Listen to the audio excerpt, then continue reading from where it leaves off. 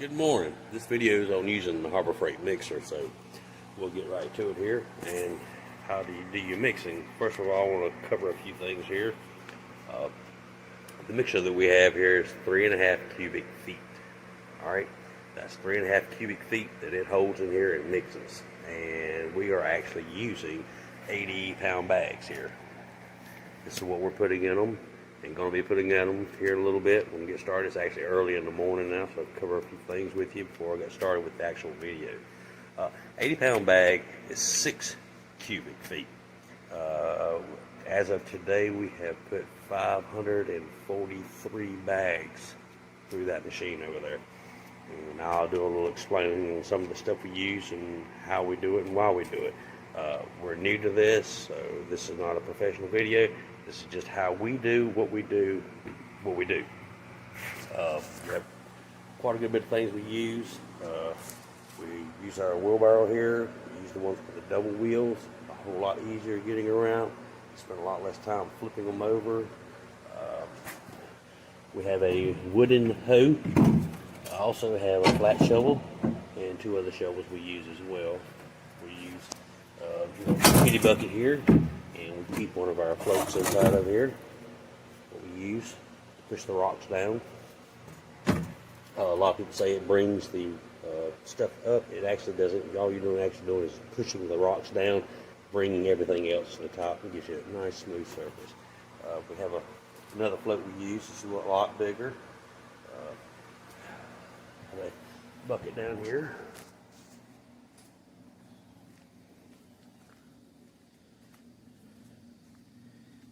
We have a bucket here that we use.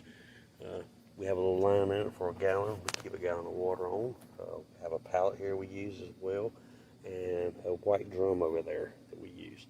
And we use that in order to take and move the bags from there to the drum and basically flip them over into the side of the concrete mixer. So we'll get back with you here after a while and go over the rest of it. Alright, mixing today.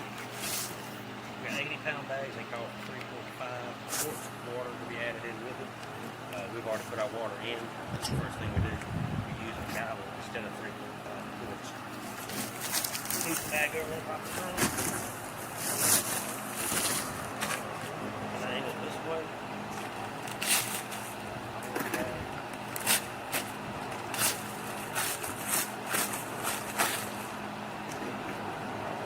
With it off, and leave it running and roll over your hand. Just take a quick bag.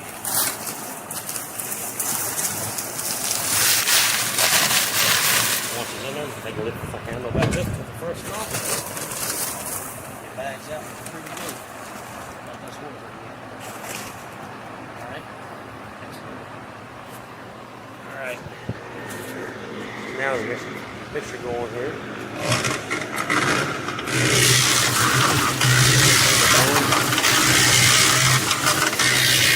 On this nut here.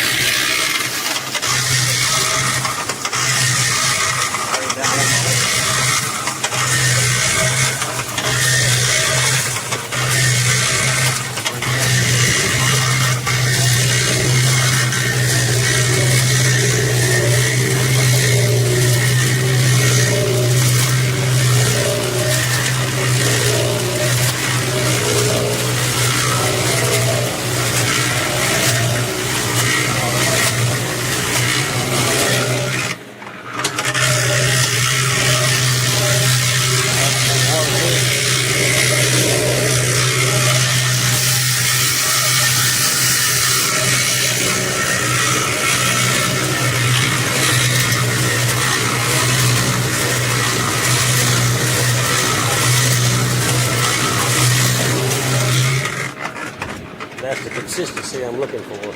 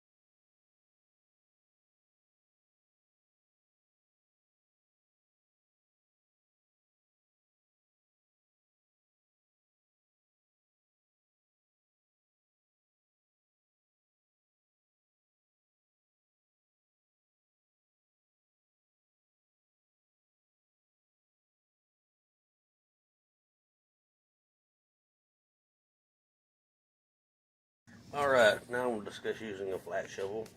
A lot of people think I'm probably crazy for using this. It has a flat side on the end of it, and it's shaped in kind of an odd way, rather than a regular shovel. And I'll show you why, and explain why. Next morning, everything's wrapped up, ready for rain.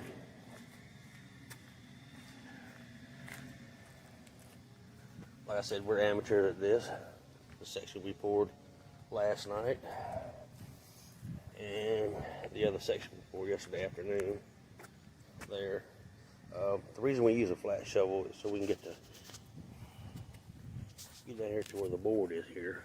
We actually take the flat side of the shovel and basically put it up against the board here, and what we're doing is pressing down all the way down as we go. And by doing this, you're pushing concrete down towards completely down on the side of the boards and the bottom. You can't really see what you got there, so you have to push and press down to get it in there, and I'll show you why. And yes, I poured right the hell over the top of the grass. Something else you're not supposed to do. You can see here, we have some areas that didn't get concrete all the way down in them. Here, this is one of the first sections that we poured here. It just looks really crappy there. Come over here to this side here, where we learned to start doing it. And you can see the clear smoothness to it.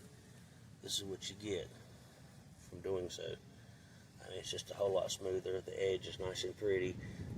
Everything's done like it should be there. At least I think so anyways. Okay, I want to discuss the boards now. We use 1x4s. You can use anything you want. I think most people use 2x4s. And we use little old stakes you drive them down in there with, those little wooden stakes. And they're screwed in from the backside. I'm going to leave these boards here for another day.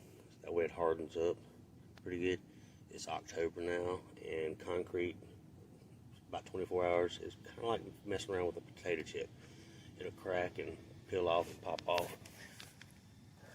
But normally if it starts drying pretty good, the board will start separating on its own, as you see here.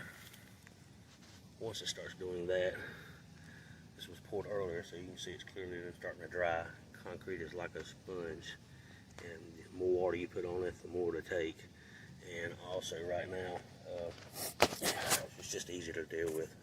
But it's our section from yesterday. Like I said, we're not professionals. We're amateurs at this. Okay, now I'm discussing the fans that you seen yesterday being used. The fans were actually set up just to take and move the dust away off of our property and move it somewhere else. We have neighbors that live on both sides of us, so you don't want to have dust getting all over their house. You have some kind of lawsuit or whatever put up on you, so we use the fans, and that's what they're used for. One in particular here, this one here, I try to aim it directly at the mixer itself, and that keeps the dust out of my face while I'm trying to mix it up. So